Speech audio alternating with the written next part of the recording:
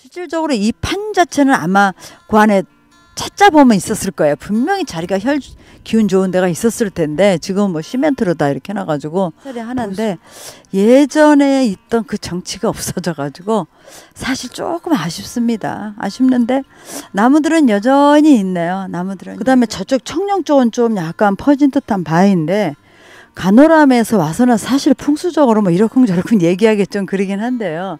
그래도 우리가 공부하는 하긴 오상화에 육중 천을이 됩니다. 천을문이기 때문에 여기는 좋은 일도 있지만은 귀한 하늘의 천기가 올라오는 부분이거든요.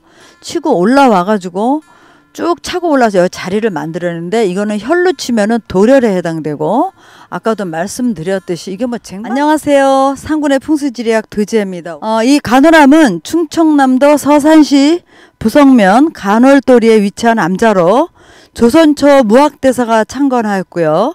망공대사가 중건하였다고 전해지는 곳입니다. 간조시에는 물과 연결되고 만조시에는 섬이 되는 지형에 세워져 있습니다. 이곳에서 수행하던 무학이 어리굴젓을 태조하게 진상하였다는 전설이 내려오고 있고요. 1530년 중종 25년에 찬술한 신증 동국 여지승남에 간월도만 언급되어 있고 간월암은 언급되어 있지 않아 조선 초기 창건된 것으로 보입니다. 조선 말엽에 폐사되었는데 1914년 승려 망공이 다시 창건하였다고 전해지는 곳입니다. 이 간호람은 민물때에는 바닷물에 갇혔다가 썰물때 육지와 연결되는 지형에 있습니다. 조선 창업주 이성계의 왕사인 무학대사가 득도한 곳으로도 유명하고요. 망곡은 1942년 쇠락한 간월암을 중창불사했어요. 그리고 간월암의 현판도 망공이 쓴 것으로 전해지고 있습니다. 망공은 이후 천일기도에 들어갔다가 태평양 전쟁 시기 승려에게까지 창씨 계명과 징집을 강요하는 일제에 맞서 망공은 일본 순사들의 접근이 어려운 섬의 절집에서 일제의 죄악 7가지 우리말 못쓰게 한 죄, 징용 징병을 자영한 죄 등을 멈추게 하고 우리나라의 자주독립을 염원하는 기도를 올렸습니다. 간월암에서 올린 간절한 기도가 통했을까? 천일 기도를 마친 지 3일 후인 1945년 8월 15일 우리나라는 광복을 맞았습니다. 이쪽은 간월암의 청령 쪽에 있는 그 무학대사 지팡이 나무입니다. 이게 사철나무인데요. 이 간월암은 내포 도비산의 줄기가 쭉 진양 행령하여 오다가 도수엽이라고 그러죠. 물을 건너서 와가지고 바다 가운데 하나의 작은 섬을 이제 만들었는데요. 옛 명칭은 피안도이고요. 지금 이름은 간월도라 부릅니다. 지금으로부터 1300년 전 원효 조사께서 처음 창건하셨고 조선 초에 무학국사께서 중창하시고 간월암이라 하셨습니다. 무학국사께서 손수 짚고 다니시던 지팡이를 꽂아 놓으시며 이 나뭇가지가 다시 살아나면 불교가 다시 흥왕하리라고 예언하셨다는 전설이 있어요. 이 역사적 고찰에 우마한 중생이 법당을 옮기고 그 자리에 분묘를 쓰게 되었다고 전해지는데요. 사실 이런 데는 산소 쓸 자리가 아닙니다. 왜 그러냐면 사방에서 바람이 치고 들어오기 때문에 견디질 못해요. 이게 유골들이. 그 다음에 1930년대에 이르러 그 고목나무가 다시 살아나서 잎이 피어나니 망공선사께서 이 사실을 직접 보시고 범소유상이 불면윤회로다 이렇게 말씀하셨어요. 이 말씀은 일체 모양이 있는 것은 윤회를 면하지 못한다고 하시고 이에 간월암 중창을 굳게 거리하셨습니다. 천신만고 끝에 모든 분묘를 이장한 후에 수덕사, 정해사, 견성암의 대중들이 힘을 모아 세존응화 2968년 그러니까 1941년에 이를 착공하여 그의 금음에 봉불식을 거행했다고 이제 말씀드릴 수가 있겠습니다. 전체적으로 뭐 절의 크기는 크지는 않은데요. 뭐 사방으로 청백호가 아주 그래도 두둑하게 바위가 이제 그 물을 막아주는 역할을 하고 있습니다.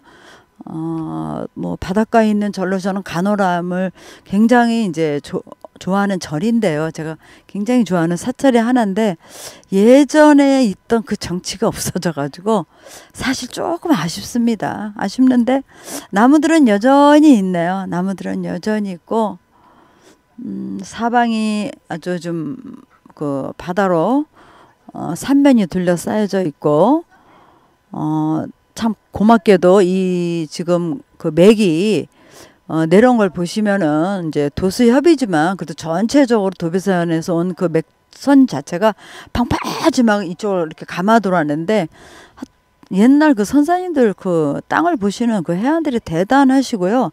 사실 이런 데는 절판이 클 필요도 없고 수행처로서 아주 득도하기 좋은 곳이다 이렇게 말씀드릴 수가 있겠습니다. 간호람의 청룡을 보게 되면 저 앞에 저 산이 하나 보이죠? 저 바위 산인데요. 요 청룡의 맥이 여기까지 온 거예요. 실은 전체적으로 왔네요. 그쵸? 전체적으로 와서 사실은 이제 우리가 이제 도수협이라고 그러는데 왜 도수협이라고 그러냐면 저기서 맥이 뚝 떨어졌다 일로 치고 올라왔죠. 치고 올라와가지고 요 간호람을 만들었기 때문에 그 도수협의 그 의미가 뭐냐면은 그 맥이 물을 건너왔다는 소리예요. 물을 건너왔는데 여기가 간호람으로 진행하는 도수협이라고 그래요. 그쵸? 그러니까 저기서 맥이 뚝 떨어져서 진행을 쭉 가다가 기운이 똘똘하게 뭉쳐서 가기 때문에 벌써 표가 나죠. 요것이 바로 간호람 쪽으로 치고 올라가서 도려를 만들었다고 보시면 됩니다. 그러니까 이 자체도 보세요. 양쪽에서 보면 다른 거에 비해서 이쪽이 도톰하고 올라가 있죠. 표가 확연하게 나요. 결국은 이 맥선이 일로 진행하고 있다는 것을 보여주는 것입니다. 이런 데 있어야 스님들이 득도를 하시게 되는 그 이유는 뭐냐면 혈판 자체가 에너지가 강하기 때문에 천재 기운을 다 한 몸에 받으시기 때문에 망공 스님이나 무학대사께서 여기서 이제 득도를 하셨다 이렇게 말씀드릴 수가 있겠습니다. 이게 근데 전체적으로 보면 저기서 왔던 맥들이 여기서 다 끝난 거예요. 여기서 끝나고 이게 이제 청룡 쪽이죠. 그럼 백호 쪽으로 한번 가볼까요?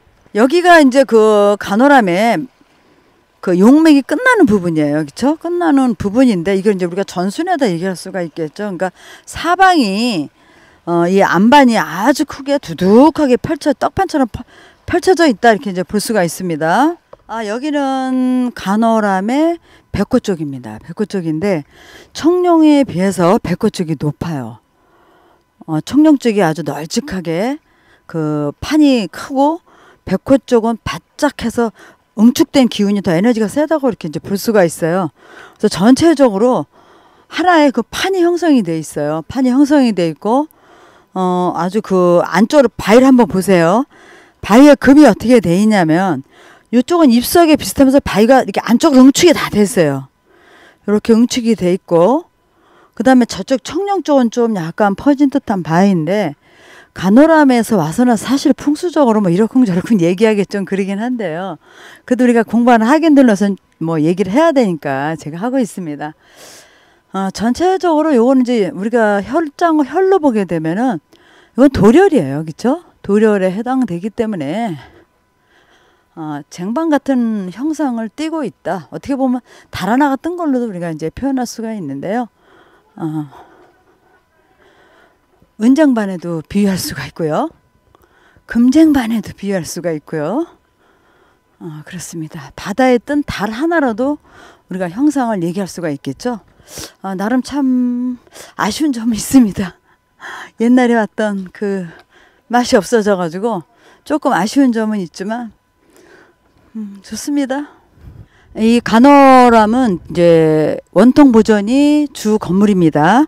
그리고 양택 3료 그 이론에 이제 부합되는 곳인가 제가 한번 보겠습니다. 여긴 자자 오양입니다. 그러니까 이게 동사택에 해당되는데요. 문이 저 진방에 있습니다. 저 진방에. 그러면 자자 오양의 진방을 한번 보겠습니다.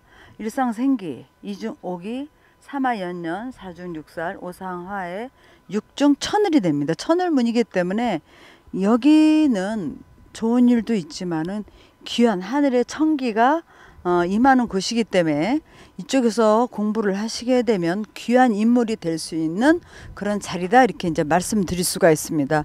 그러니까 여기는 명당으로서 요건이 갖춰진 데다가 절하고 문이 기가 막히게 이제 맞았는데요.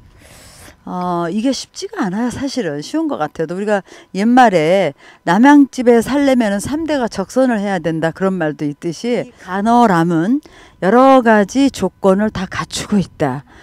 바다에 있는 우리가 바다 천장암 아래를 보게 되면은 거기에 판자체도 굉장히 널찍한 게 두툼하게 바위가 다 삥 둘러싸져 있습니다. 그 위에 돌을 넣어서 이제 조건을 갖추었는데 그 안에 있는 이 대웅전도 중심 부분에 잘 안 쳤고요. 또 문도 잘 맞아서 명찰로서 전혀 손색이 없다 이렇게 말씀드릴 수가 있겠습니다. 간호람에 대한 총평을 하겠습니다.